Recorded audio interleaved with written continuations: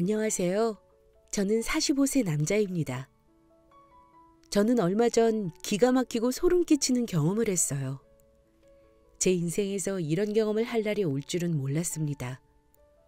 그저 남들처럼 평범하게 살 줄 알았거든요. 저는 조심성이 많은 성격이라 어디 여행을 가게 되더라도 처음부터 열까지 꼼꼼히 조사하는 스타일입니다. 사람을 처음 만날 때도 경계하고 조심스럽게 상대를 파악하죠. 스스로가 실수를 할까봐 더 정신을 바짝 차리기도 하고요. 이런 성격 덕에 중학교 선생님이라는 제 직업은 아주 천직처럼 느껴집니다. 수업 준비를 굉장히 꼼꼼하게 하고 사춘기를 보내고 있는 예민한 아이들을 조심히 대하는 저는 선생님이라는 직업에 굉장히 만족하고 있으니까요. 하지만 이렇게 조심성 많은 제가 설마 이렇게 뒤통수를 맞을 줄은. 역시 세상에 믿을 사람은 나 자신 말고는 없다고 생각되더군요. 여러분들도 제 이야기를 들으면 기가 막히고 소름이 끼칠 겁니다. 저는 아내와 같은 학교에 배정된 동료 선생님이라는 관계로 만나게 되었어요.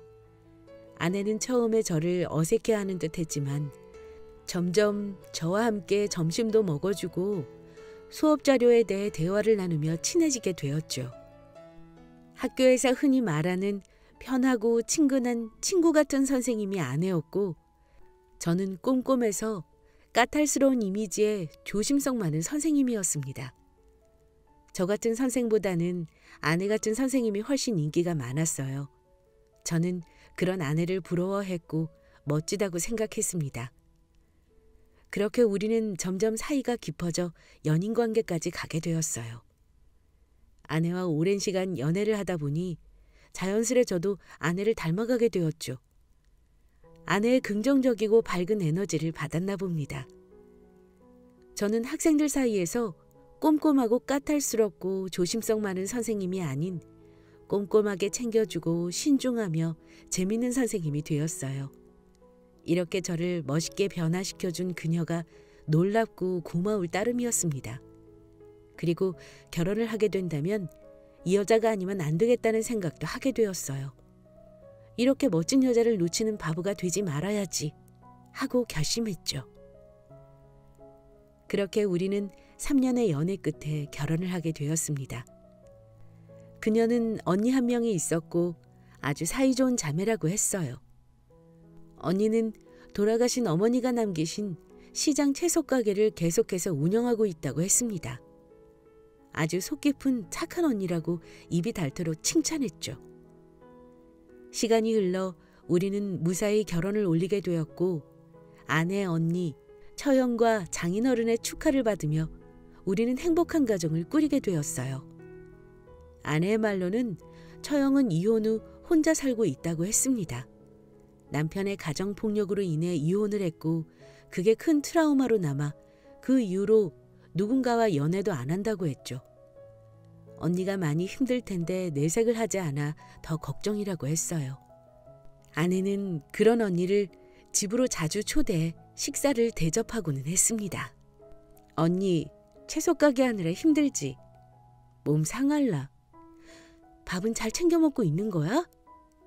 언니, 전보다 조금 야윈 것 같아서 그래. 어찌나 언니를 아끼고 걱정하는지 아내는 처형을 초대하는 날이면 상다리가 휘어지도록 밥을 차려놓고 처형을 맞이하고는 했죠. 다채로운 상차림에 처형은 항상 놀라워했고요. 예, 언니 많은 걸 어떻게 다 먹으라고 이만큼이나 차린 거야. 아유, 힘들겠다. 다음에는 언니가 뭐라도 만들어서 싸올게.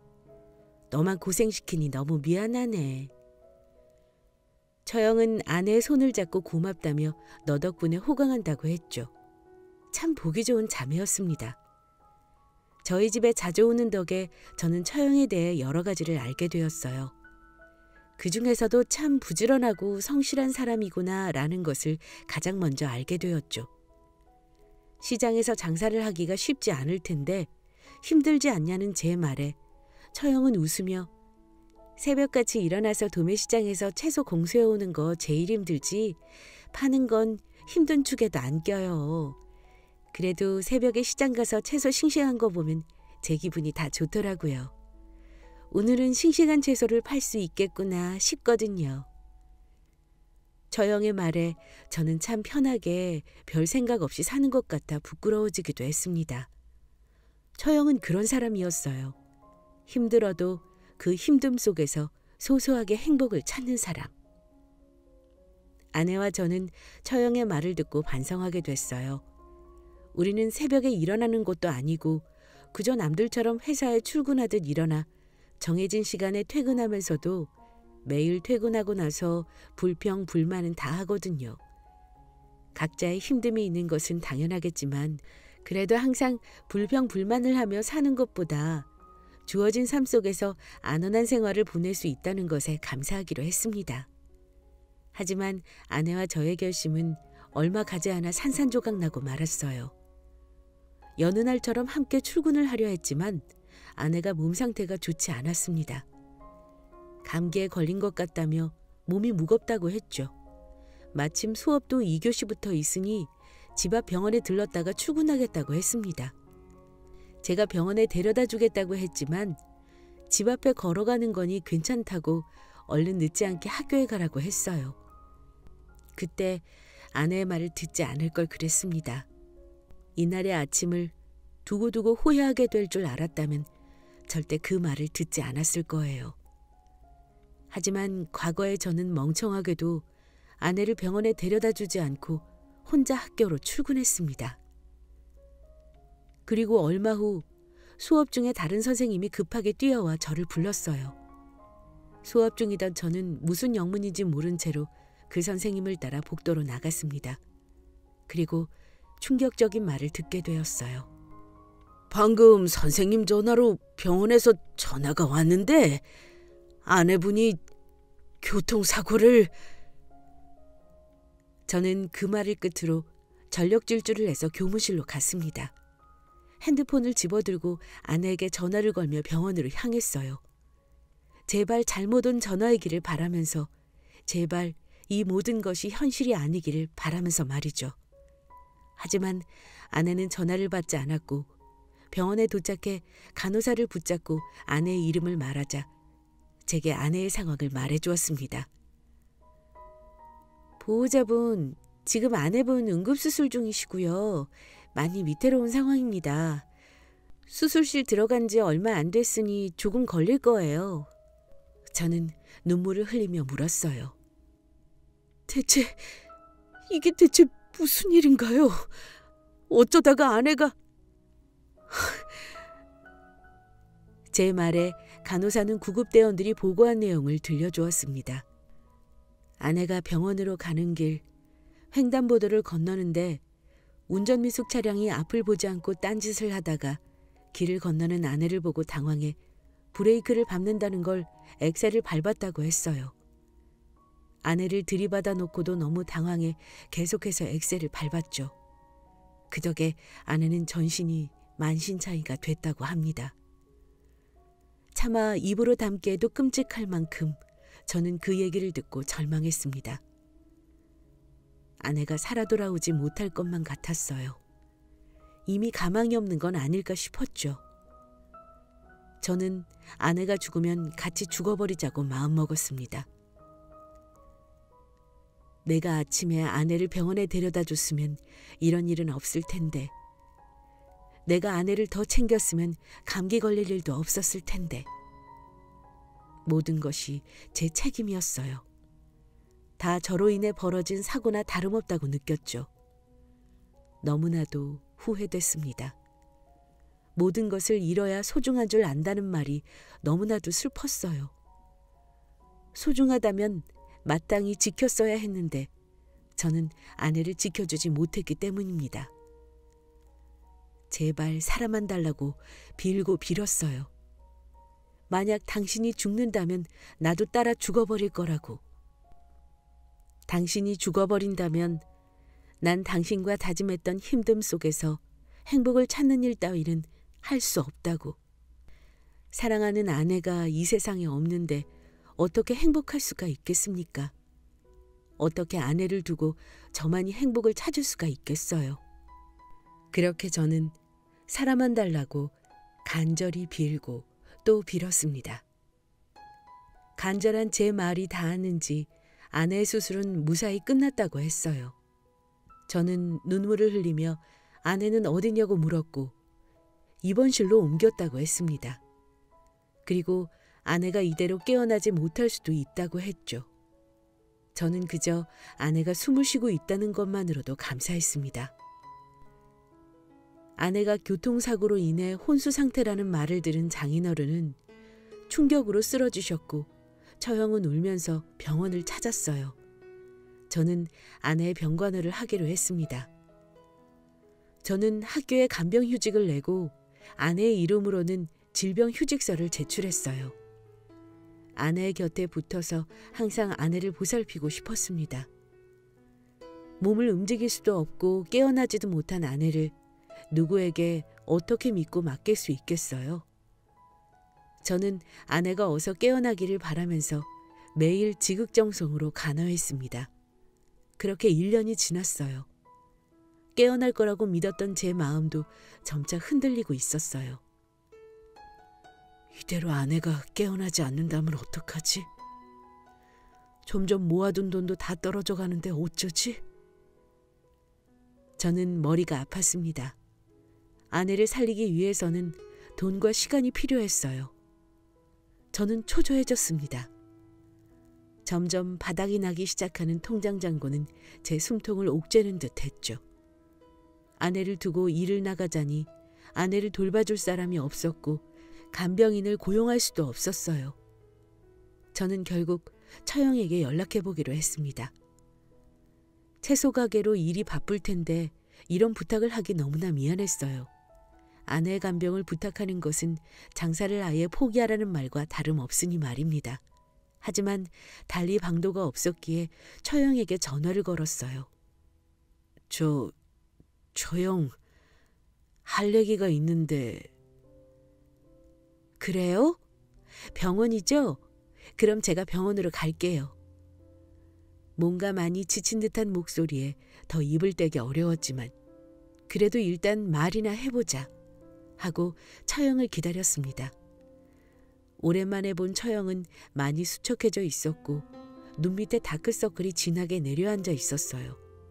무슨 일이 있었던 건지. 하지만 지금은 속편히 근황 이야기나 할 때가 아니었기에 저는 바로 본론으로 들어갔습니다. 처형, 이런 말씀 드려서 정말 면목 없고 죄송하지만 제 아내 간병을 부탁드려도 될까요? 제가 퇴근하기 전까지만이라도. 제 말에 처형은 잠시 고민하는 듯 하다가 그래요, 그럴게요. 내 동생인데 나도 동생을 돌볼 의무가 있죠. 마침 요즘에 채소 장사를 접을까 말까 고민하던 차라 잘 됐네요. 처형은 흔쾌히 제 부탁을 들어주었습니다. 기대도 하지 않았는데 일이 이렇게 되니 제 숨통을 옥죄던 손들이 순식간에 어디론가 사라져버린 듯 했죠. 이제 숨을 돌릴 수 있게 되었습니다. 저는 처형 덕에 복직을 할 수 있었고 아내의 병원비를 벌 수 있었어요. 처형은 채소 가게를 접었는지 어쨌는지 낮 동안 아내를 돌봐주게 되었습니다. 하지만 처형이 어딘가 변한 것 같았어요. 퇴근 후 병원에 가면 처형이 누군가와 통화를 하는데 내용이 심상치가 않았습니다. 당신이 삽으로 파기만 했는데도 사람들이 줄을 섰다고 했잖아. 근데 일이 이렇게 됐어. 어쩔 거야? 무슨 소리인가 싶었지만 단단히 화가 나 통화 상대에게 고래고래 소리를 지르는 처형의 모습은 1년여 전과는 매우 달라 너무 낯설었어요. 그 이후로도 많이 바뀐 처형의 모습을 볼 수 있었습니다. 몸 건강을 그렇게 생각하던 처형이 담배를 시작했는지 담배 냄새도 많이 났고 전화기를 붙들며 인상을 한가득 쓰고 무언가 초조한 듯 다리를 계속 떨고는 했어요. 그리고 한 번은 낯선 남자가 처형을 찾아왔습니다. 이봐, 얘기 좀 하지? 그 남자는 별말 없이 처형을 불러냈고 처형은 아무 말 없이 그 남자를 따라갔어요. 저는 무슨 심각한 일이 있는데 차마 처형이 얘기를 못하는 건가 싶어 걱정되는 마음에 처형을 몰래 따라갔습니다. 그리고 들려오는 대화 소리는 처형이 처한 상황을 짐작할 수 있게 해주었죠. 오이, 갚을 때 됐잖아. 어? 그렇게 크게 처먹었으면 뱉어야지. 무슨 배짱으로 그러는 거야? 처형은 저 험상궂은 남자에게 큰 돈을 빌리고 갚지 않은 듯 했어요. 처형은 오히려 당당히 그 남자에게 호언장담을 했습니다. 곧 갚을 거야. 걱정 말라니까. 다 수가 있어. 걱정 말고 집에서 두 다리 뻗고 잠이나 자. 저는 확신했습니다. 모르는 사이에 처형이 어떠한 계기로 바뀌게 되었고 예전의 아내와 제가 알던 그 사람이 아니라는 것을요. 그렇게 사이좋은 자매인데 아내의 병문안을 오제하는 것도 이상했습니다. 아내보다 더 중요한 무언가에 정신이 팔려 병문안은 생각도 못한 게 분명했어요. 저는 무슨 일인지 궁금하기도 하고 걱정이기도 했지만 처형의 일이고 제게 말해주지도 않으니 괜히 참견하지 않기로 했습니다. 그저 처형이 말해주기를 기다리기로 했죠. 그렇게 3개월이 흘러 저는 이상한 일을 겪기 시작했어요. 저는 아내의 병간호를 하느라 매일 병원에서 지내다 보니 집에는 오랜만에 들리는 거였습니다. 근데 우체통에 뭐가 잔뜩 들어있는 게 아니겠어요? 바로 카드 연체료 고지서가 잔뜩 날아온 겁니다. 독촉장도 여러 장이었고 채권 전담부서로 이관된다는 둥, 경찰 조사에 들어갈 거라는 둥. 알 수 없는 말들에 저는 카드사로 전화를 걸었어요. 대체 어떻게 된 거냐고 묻고 싶었죠. 그랬더니 제가 아닌 아내의 명의로 된 카드로 연체된 금액이 200만 원이라고 했습니다. 그로 인해 신용등급이 하락되었고 신용불량자가 됐다고 했어요. 저는 어리둥절해 물었죠. 제 아내는 교통사고로 1년여 전부터 병상에 누워 혼수 상태라고요. 하지만 카드사에서는 제 아내 명의의 카드로 꾸준히 돈이 쓰이고 있다고 했습니다. 아내분이나 남편분이 쓰신 게 아니라면 경찰에 신고하셔야 할 것 같다고 했죠. 카드는 이미 연체로 인해 정지된 상태라 더 빚이 늘지는 않았을 테지만 계속 납부하지 않으면 이자가 붙어 연체료가 늘어날 거라고 했어요. 저는 경찰서로 가 사건을 접수했습니다. 어떤 사람이 아내의 명의를 도용해 카드를 쓰고 다닌다고요. 그로 인해 병상의 아내는 신용불량자가 되었고 200여만 원의 카드 빚을 지게 됐다고 했습니다. 하지만 기묘한 일은 이게 다가 아니었어요. 시작일 뿐이었습니다. 아내의 입원이 길어지자 차라리 잘 들어오지도 않아 빈집이나 다름없는 걸 처분하기 위해 저는 짐을 싸고 집을 청소하는 중이었어요. 쿵쿵쿵쿵. 누군가가 세게 현관문을 두들겼습니다. 현관문을 열자 험상궂은 남자 2명이 서 있었어요. 그리고 다짜고짜 제 멱살을 잡고는 협박했죠. 돈 안 갚을 거야? 저는 돈을 빌린 적이 없었기 때문에 너무나 당황해 예? 돈 빌린 적 없는데요. 누구신데 그러세요? 잘못 찾아오신 것 같은데 놔주세요. 라고 소리쳤습니다. 정말 당황스러워하는 제 태도에 그들은 혼란스러운 듯 보였어요. 뭐야? 여기 맞는데? 그들은 제 아내의 이름을 대며 당신이 남편 아니냐고 물었습니다. 저는 맞다고 했죠. 그리고 그들은 다시 제게 화를 내며 왜 아닌 척해? 어쭈? 이사 가려나 봐? 이대로 돈 들고 튈 작정이었네? 당장 돈 갚아! 라고 했어요. 저는 침착하게 그들에게 말했습니다. 제 아내는 1년여 전부터 교통사고로 혼수 상태예요. 당신들한테 돈을 빌릴 수가 없다고요. 뭔가 잘못된 걸 거예요. 돈을 빌린 적도 없는데 빌렸다니요. 제 말에 그들은 더 흥분하며 말했습니다. 그럼 우리가 돈을 빌려준 게 거짓말이다. 우리만 떼먹히고 그냥 끝이다 이거야? 넌 모른다고 입싹 닦으면 그만이다 이거냐고. 한두 푼도 아니고 3억이야 3억. 잔뜩 화가 난 그들은 저를 세게 밀쳤고 저는 그대로 뒤로 세게 넘어졌습니다. 그리고 다시 그 남자들의 얼굴을 올려다봤어요. 자세히 보니 둘 중 한 명은 뭔가 낯이 익었습니다. 어디서 본 것만 같았죠. 저는 그의 얼굴을 자세히 뜯어봤어요. 그때 처형이랑 있던... 그는 예전에 처형을 만나러 병원에 찾아왔던 그 험상궂은 남자였습니다. 처형에게 돈을 갚으라고 했던 그 남자요. 뭔가 퍼즐이 맞춰지기 시작했습니다. 저는 그 남자들을 뿌리치고 병원으로 달려갔어요. 지금쯤 아내는 처형과 같이 있을 테니 이대로 둘 수는 없었습니다. 병실에 도착하자 처형은 아내를 돌보고 있었어요. 아니, 그렇게 보이는 거였죠.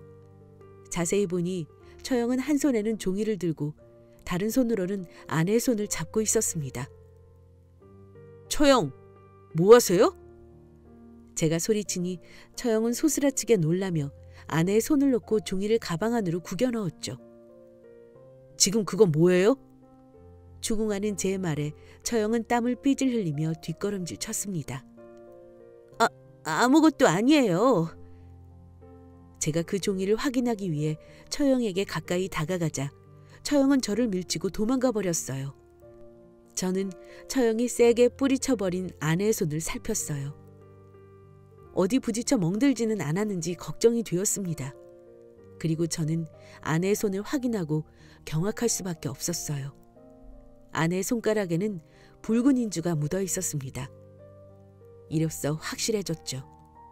처형이 아내의 명의를 도용해 카드를 만들고 돈을 쓰고 다녔고 연체로 인해 카드가 정지되고 신용불량자가 돼 웬만한 은행에서 대출을 받을 수 없게 되자 대부업체에서 3억을 빌려가기까지 한 거였어요. 그리고 방금도 아내의 지장이 필요한 일이 있어 저런 짓을 한 거겠죠. 저는 곧바로 처형을 경찰에 신고했습니다. 자신의 범죄가 들키자 도망을 가기 위해 자신의 집에서 짐을 챙기던 처형은 그대로 경찰에 붙잡혔고 도망의 우려가 있어 구속수사가 진행되었어요. 경찰이 조사한 처형의 이야기는 기가 막혔습니다. 채소 가게가 잘 되자 처형은 큰 트럭을 구해야 했고 아는 지인에게서 큰 트럭을 중고로 구매하기로 했다고 했어요. 하지만 그 지인은 돈을 받고 도망가 버렸고 그렇게 처형은 큰 돈을 사기를 당해버렸죠. 그로 인해 스트레스와 분노로 처형은 술과 담배를 시작하게 되었고 함께 술을 마시게 된 시장 아저씨에게서 불법 도박장에 대한 이야기를 듣게 되었다고 합니다. 한번 크게 따면 그깟 돈은 다 만회할 수 있다고 하며 처형을 꼬드겼다고 해요. 그 꼬임에 처형은 홀라당 넘어가 버렸고 도박에 빠져 헤어나오지 못하게 됐죠. 그렇게 쌓이고 쌓인 도박 빚을 감당할 수 없게 된 처형은 골머리를 앓고 있었다고 합니다. 그때 도박장에서 알게 된 부동산업자가 처형에게 제안을 했다고 해요. 삽으로 파기만 했는데 사람들이 분양받으려고 줄을 선 데가 있거든? 거기가 진짜 장난 아니야. 박 터진다니까. 나도 하나 사뒀는데 이건 억 단위로 이득 볼 것 같더라고. 요즘 아파트 금값이라는데 나중되어서 사면 절대 이 가격에 못 사. 어때? 살래? 부동산 업자는 처형에게 아파트 분양을 받으라고 했고 아직 지어지지도 않은 아파트를 분양했다고 합니다. 존재하지도 않는 집을 판 거죠. 하지만 처형은 그저 억 단위의 이득을 볼 수 있다는 소리에 기뻐하며 대부업체에서 돈을 빌려 갖다 주었다고 해요. 그 대부업체 직원이 험상궂은 그 남자였던 거죠. 하지만 얼마 후 처형은 자신이 사기를 당했다는 것을 알게 되었고 그 부동산 업자에게 따지자 그 부동산 업자도 잠적했다고 합니다. 벌써 큰 돈을 두어 번이나 날려버린 처형은 돈이 나올 구실이 필요했지만 더 이상 대부업체에서도 빌려주지 않아 곤란했다고 해요. 그리고 그때 마침 제가 처형에게 아내의 간병을 부탁했다고 합니다. 그때 처형의 머릿속에서 떠오른 생각이 이거예요. 동생 명의로 돈을 빌리면 되겠다. 동생 명의로 돈을 빌리면 되겠다. 처형은 동생을 간호하는 척하며 아내의 주민등록증과 통장, 인감을 훔쳐 아내의 통장에서 돈을 빼가기 시작했고 그 돈을 전부 다 써버리자 아내의 명의로 된 카드를 훔쳐 흥청망청 쓰고 다닌 거였어요. 그러고도 모자라 아내의 이름으로 대부업체에서 3억이라는 거금까지 빌려버린 겁니다. 어떻게 이런 일이 있을 수 있는지 끔찍했어요. 그렇게 사이좋던 자매가 이렇게 되다니요. 멀쩡하던 사람이 돈과 욕심에 찌들어 이렇게까지 변할 수 있다는 사실에 엄청난 충격을 받았습니다. 그렇게 부지런하고 착실했던 고운 심성의 처형이 한순간에 가족의 뒤통수를 쳐버리다니요. 경찰의 말로는 제가 목격했던 처형이 들고 있던 종이는 차용증이라고 합니다. 아파트 분양을 위해 대부업체에서 빌린 돈을 아내가 대신 갚도록 하는 서류를 써 아내의 지장을 찍으려 한 거였어요. 다행히 그건 제가 발견한 덕에 미수로 그쳤지만요. 저는 처형을 고소했습니다. 하지만 아내의 명의를 친언니인 처형이 도용해 금전적인 피해를 입히고 이용한 것은 친족 상도례의 법 때문에 처벌이 힘들다고 했습니다. 친족 간의 재산 범죄에 대해 그 형을 면제해주는 이상한 법이죠. 이대로 우리만 피해를 보고 상처를 받고 배신을 당한 채 살아야 하나 싶었던 찰나 이 사실을 안 카드사와 대부업체에서 처형을 사기죄로 고소했습니다. 처형을 이대로 벌을 받게 하지도 못한 채 우리만 불행해질 거라고 생각하고 크게 절망했는데 정말 다행이었습니다. 아픈 아내를 이용해 돈에 미쳐 인간이기를 포기한 그 사람은 벌을 받아 마땅했어요. 이후 처형은 재판을 받고 사기죄로 징역 3년 6개월을 선고받아 교도소에 수감 중입니다. 처음에는 여기저기서 사기를 당한 처형이 불쌍하기도 했지만 아픈 가족을 팔아넘긴 거나 다름없었던 그 행동에 그저 악한 인간이라는 생각밖에 들지 않더군요. 처형이 교도소에 수감되고 얼마 후 기적적으로 아내가 눈을 떴어요.